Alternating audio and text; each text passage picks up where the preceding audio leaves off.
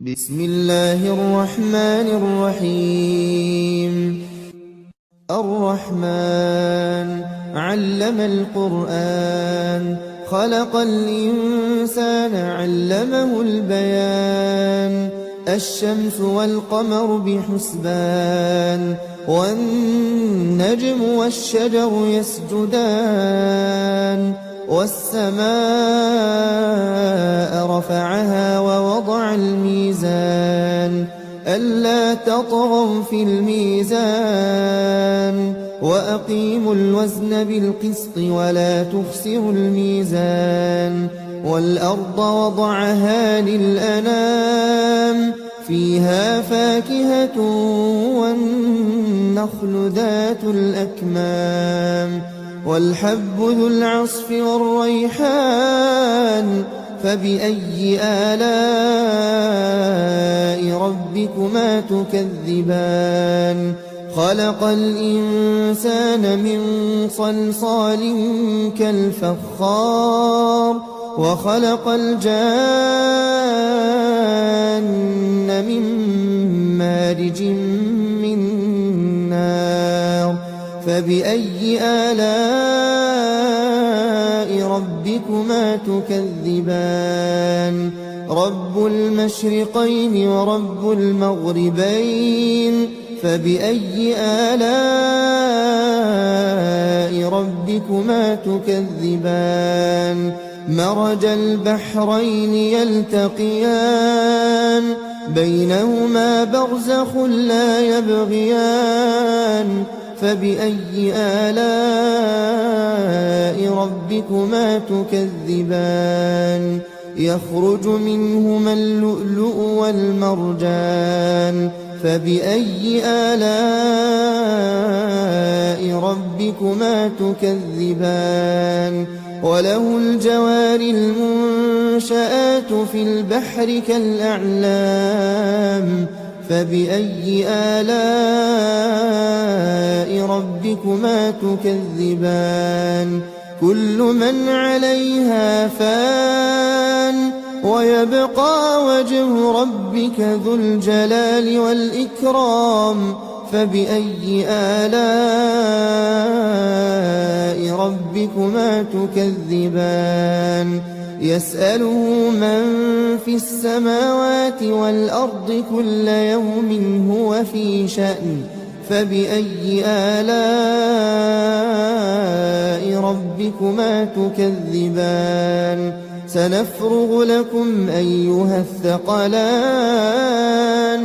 فبأي آلاء ربكما تكذبان. يا معشر الجن والإنس إن استطعتم أن تنفذوا من أقطار السماوات والأرض فانفذوا، لا تنفذون إلا بسلطان. فبأي آلاء ربكما تكذبان. يرسل عليكما شواظ من نار ونحاس فلا تنتصران. فبأي آلاء ربكما تكذبان. فإذا انشقت السماء فكانت وردة كالدهان. فبأي آلاء ربكما تكذبان. فيومئذ لا يسأل عن ذنبه إنس ولا جان. فبأي آلاء ربكما تكذبان. يعرف المجرمون بسيماهم فيؤخذ بالنواصي والأقدام. فبأي آلاء ربكما تكذبان. هذه جهنم التي يكذب بها المجرمون، يطوفون بينها وبين حميم آن. فبأي آلاء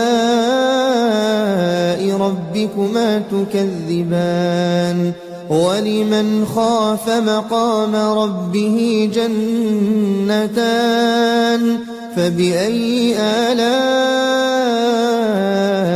ربكما تكذبان ذواتا أفنان فبأي آلاء ربكما تكذبان فيهما عينان تجريان فبأي آلاء ربكما تكذبان فيهما من كل فاكهة زوجان فبأي آلاء ربكما تكذبان متكئين على فرش بطائنها من استبرق وجنى الجنتين دان فبأي آلاء ربكما تكذبان فيهن قاصرات الطرف لم يطمثهن إنس قبلهم ولا جان فبأي آلاء ربكما تكذبان كأنهن الياقوت والمرجان فبأي آلاء ربكما تكذبان هل جزاء الإحسان إلا الإحسان فبأي آلاء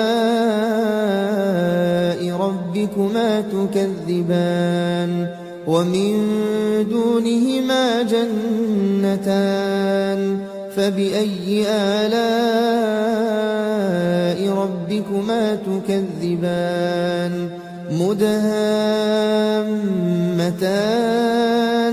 فبأي آلاء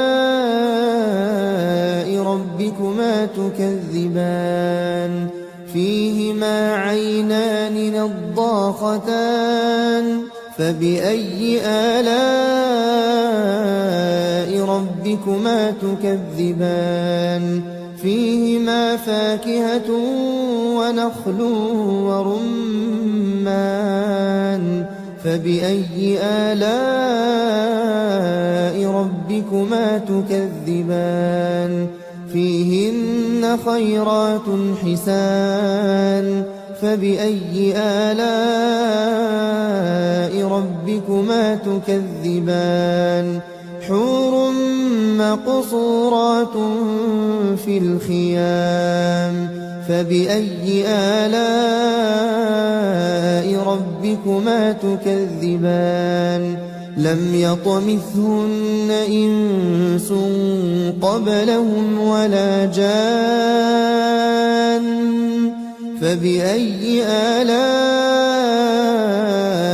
ربكما تكذبان متكئين على رفرف خضر وعبقري حسان فبأي آلاء